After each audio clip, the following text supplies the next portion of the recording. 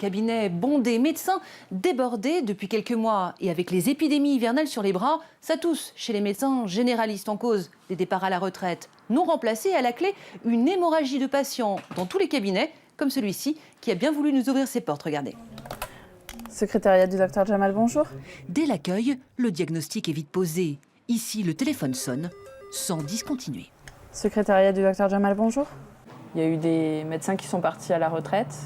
Il y en a 2 qui ont changé d'activité. Il y en a un qui est décédé en début d'année 2016 et qui n'ont pas été remplacés. Donc du coup, on récupère un peu les patients qui n'ont plus de médecin, quoi. Dans la salle d'attente, déjà 5 patients. Pourtant, la consultation ne fait que commencer. Attendre, c'est devenu un passage obligé pour se faire soigner. J'attends depuis plus d'1 heure. Il faut dire qu'on manque de médecins sur Brive, donc on prend son mal en patience. Difficile de faire face à cet afflux de malades. Pourtant, le médecin ne ménage pas sa peine. On commence plus tôt le matin, on finit plus tard le soir. Entre midi et 2, c'est souvent un petit sandwich sur le pouce.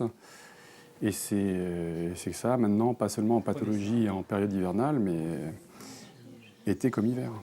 Passez une bonne journée. Merci docteur. Allez, au revoir. Ici, la politique du médecin, c'est d'accueillir tous les malades. Mais ce n'est pas le cas dans tous les cabinets qui affichent complet. Et pour les nouveaux arrivants à Brive, difficile de trouver un médecin traitant. C'est en tout cas le constat du Conseil de l'Ordre des médecins. Il ne passe pas une semaine ou 15 jours que nous ne recevons pas un appel d'un patient au Conseil de l'Ordre des médecins à Tulle, disant qu'il a frappé à 4 ou 5 portes et personne ne peut l'accueillir parce que tout le monde est surbooké. Donc pas de médecin généraliste, pas de médecin référent. Donc le parcours de soins est biaisé et ça pose de gros problèmes. Le problème majeur, c'est l'engorgement des urgences de l'hôpital. Une centaine de passages par jour avec des pics à 145.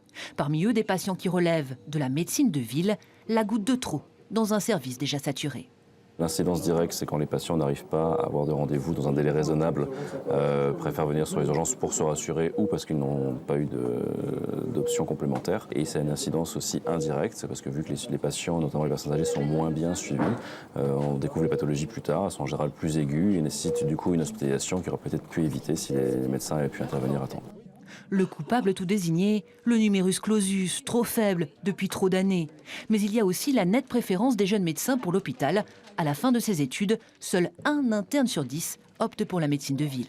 On n'est plus très nombreux à vouloir s'installer comme certains médecins généralistes auparavant, qui s'installaient tout seuls dans leur cabinet. Ça paraît un peu plus compliqué pour nous. Pourquoi ? C'est dur, on est tout seul dans son cabinet. Difficile d'avoir des collègues facilement, donc c'est un peu effrayant. En 2017 à Brive, 3 autres médecins généralistes doivent prendre leur retraite. Alors pour tenter d'enrayer la progression de ce désert médical, le centre hospitalier réfléchit à proposer à ses internes des postes partagés entre la ville et l'hôpital pour tenter de maintenir à Brive de jeunes médecins.